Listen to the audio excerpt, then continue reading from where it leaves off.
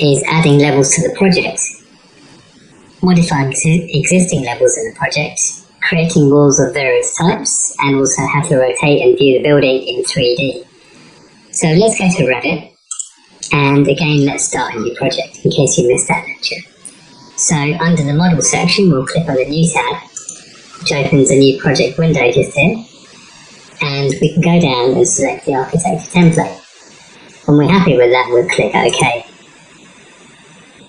So what happens is Revit opens with the new architectural template, and we're presented with a project which already contains two levels, level 0 and level 1. If I expand the elevation section, I can double click on any elevation, and I'll see that there are already those two levels there, which have two floor plans that correspond. Now what we need to do is add the correct number of levels to work on our project. So you need to decide that before you actually start on the modelling of the building. It's very important you get the level names set correctly, the right number, and give them the correct heights. So what we'll do is add two levels above level 1. To do that, we'll go to the architecture tab. We'll go all the way across on the toolbar to the datum panel just here. Then we'll select the level button just here. What happens is the modify place level tab opens up, and you can tell that we're modifying something because all of the other tabs are greyed out and this one is highlighting in green. In this case we're placing a level.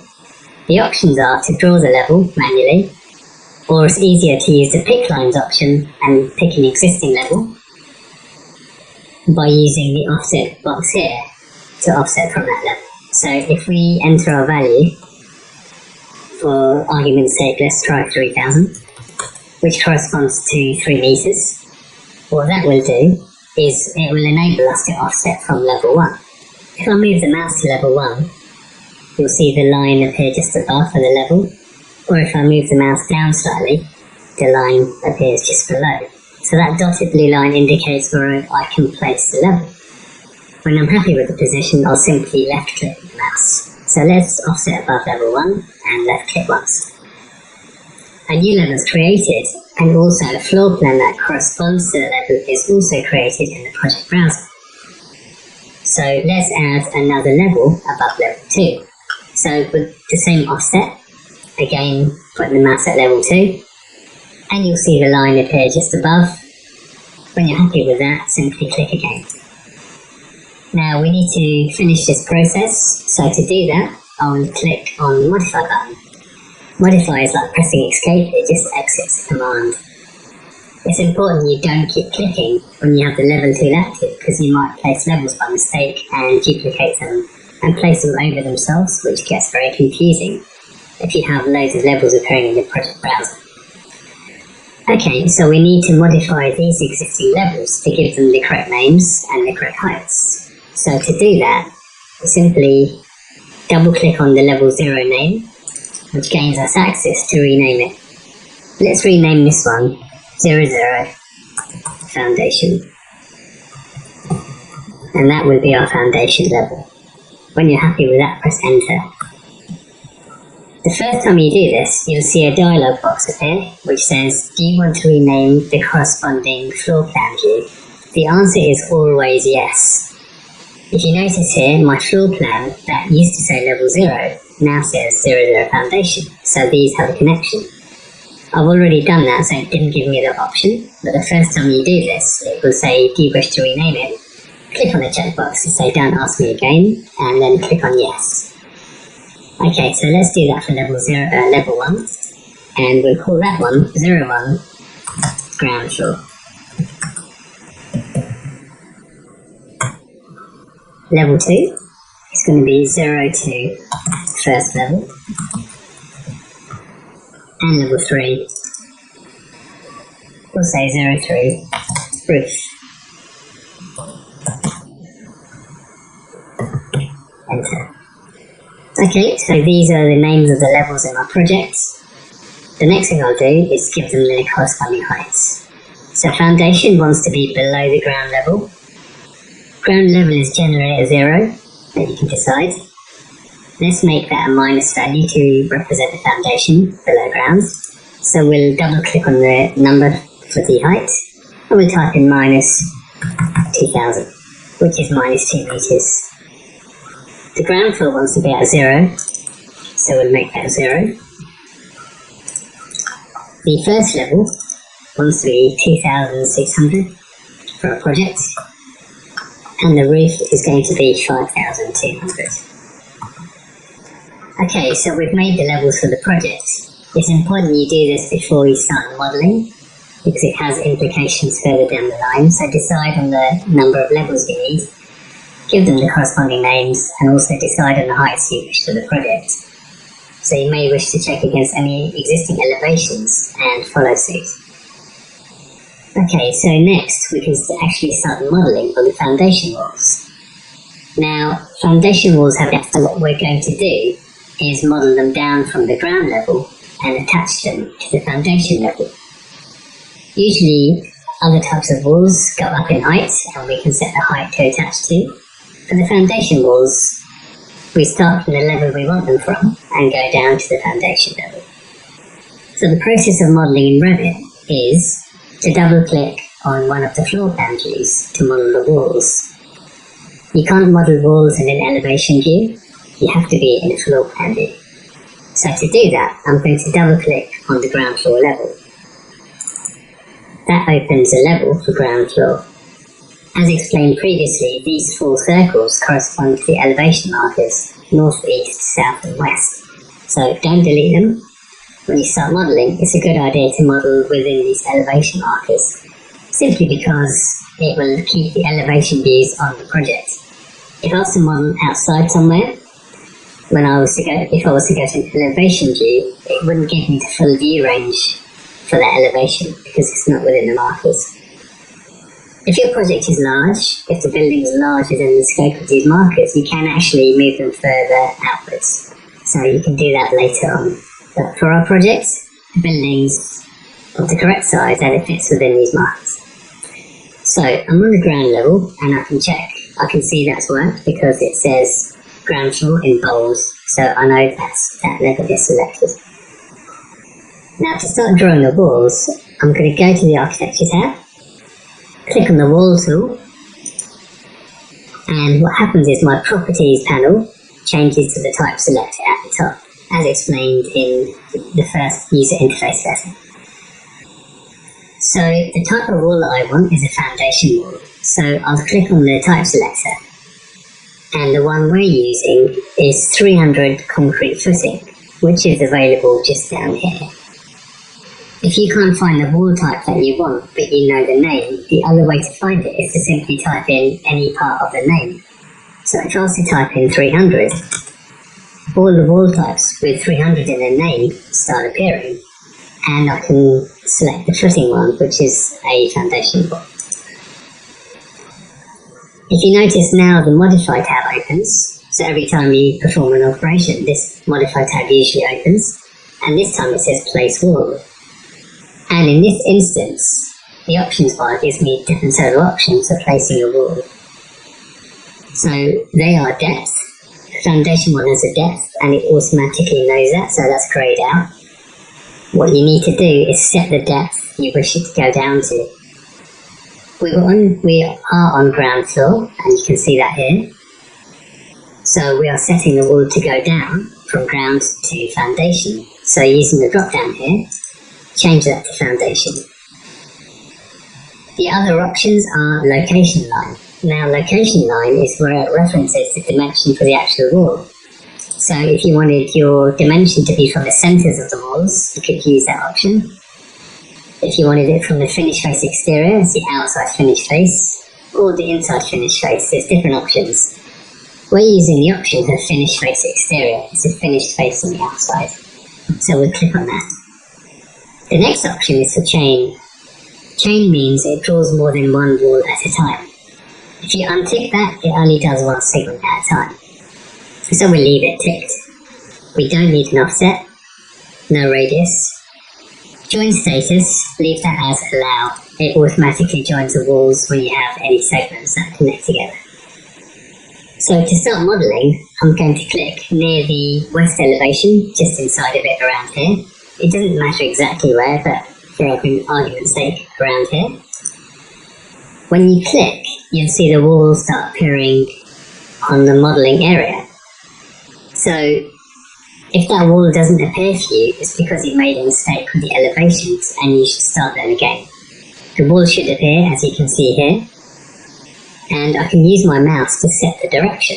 So this part is very similar to AutoCAD. What you do is use your mouse to set the direction. So if you're horizontal, you have an indicator that does actually say horizontal. If I was to move that vertical, I have an indication that it's vertical. So it's easy to draw straight lines or straight walls. Okay, so what we're doing is following the handout and we're drawing an L-shaped building. So I'm going vertically up with the mouse, and instead of clicking now, I'll type in my distance, which is 6,000, and enter. So effectively that's 6 meters. So 6,000 and then enter. When you press enter, it fixes the length for that wall. The next thing I'll do is draw the line to the right, and this time the dimension is 13,000. Then I'll go down, also 13,000, following our handout for the Revit lecture 1. I'll go left, 6,000, enter, and then I'll move my mouse upwards and type in the distance. Notice that if you align a wall with another one, you have a blue line that indicates it's lining up, so I can simply click, and I also know my dimension of 7,000 is correct. The last thing you can do is type in that dimension, or if you wish, alternatively, is to click on the wall. So it doesn't matter if you click on the inside, the centre or the outside, it will automatically connect it. So when you click, that finishes. Now to finish the sequence of walls, you need to press the modify button just up here on the top left. Alternatively, you can press escape quickly twice. I prefer clicking on modify for certainty. So that's finished our series of walls on the foundation level, and you can see them here. The next step is to add a series of brick walls on top of the foundations that go up to the roof level. So we're on the ground level, and we're going from the ground level for the walls all the way up to the roof level. So they are the outside walls of the building that you can see on the model. So we don't need to change it from ground. What we need to do is again select the wall tool,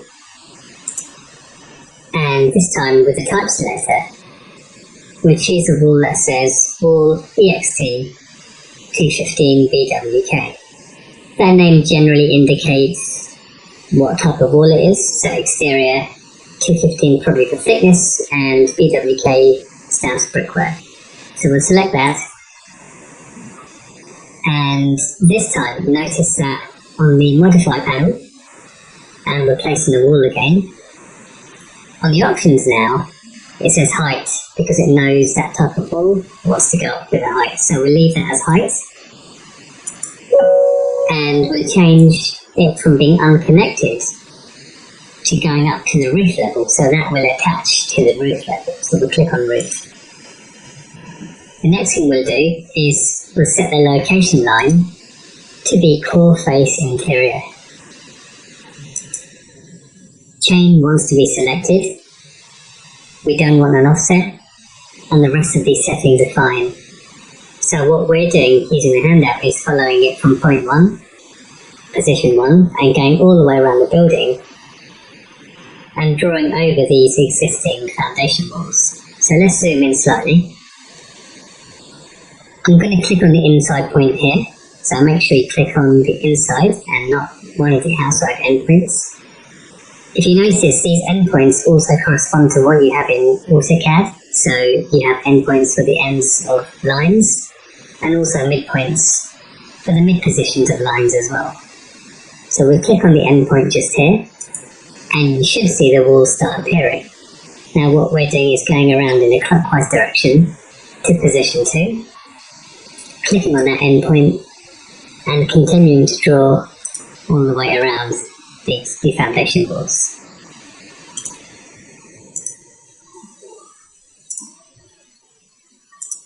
Once that's finished, again, click on the modify panel just up here.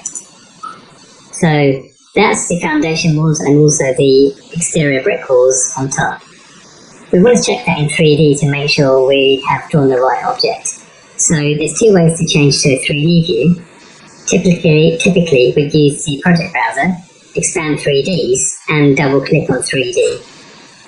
If we do that, you can see our nice foundation walls and the brick walls on top. And that's as far as we've gone for lesson 1. The other way to change to a 3D view is to click on the icon at the top here and simply click on default 3D view. Now to rotate the object, you can see that in 3D we have the option for this navigation cube. So this view control cube, we can drag that and move the points around. The other way to do that, which I find easier, is on your keyboard. If you press shift on your keyboard and hold it down, then on your mouse, hold down the wheel on your mouse at the same time. It actually acts as a button as well. So if you hold down shift and press your wheel downwards on your mouse and click it down, you're then able to orbit the model easier and more smoothly. So that lets you look at the object from any direction. So here's the object, and our walls are flush on the inside. There's a slight gap here. That's fine because if you recall, they are two different thicknesses of wall, so that's all fine. I'll just go through a couple of errors that you might make when you're modelling this. So if you've drawn your walls in the incorrect position, they may be, for example, too much to the inside, and you need to reposition them. Once you've drawn walls in Revit, it's very easy to change their position by dragging them.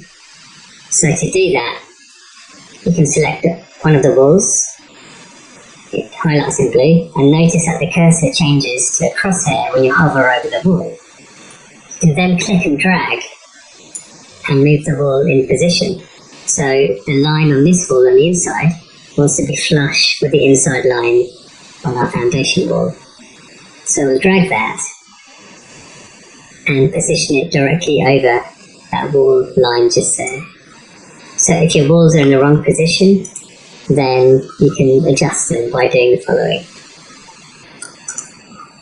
Also make sure the walls are going to the correct level. So if I go to an elevation view, that's correct because my foundation walls are going between ground and foundation, and the exterior walls between roof and the ground level. If these foundation walls were too low, if they went down much further, it's because there may be a base offset applied to these walls. What I mean by that is, if I select one of these walls in 3D, you can see that the properties window opens up, the wall selected in blue. The property window tells me information about the wall, so it tells me the type. Any constraints on the wall, so our base constraint is foundation level, the top constraint is the ground level. Also, if you notice, it says base offset, and that's 0, which is correct. If you apply an offset, those walls will drop down further past the level. So make sure there's no offset applied to your walls, and also make sure that they're the correct type. So to select an object, it's best to be in a 3D view to easily select it. And then the type selector gives you information about the type of wall. So that's the exterior wall, and with the foundation, that's our concrete footing. So that wraps up lesson 1. The next lesson is Revit 2, where we add further features to this building. Thank you for listening.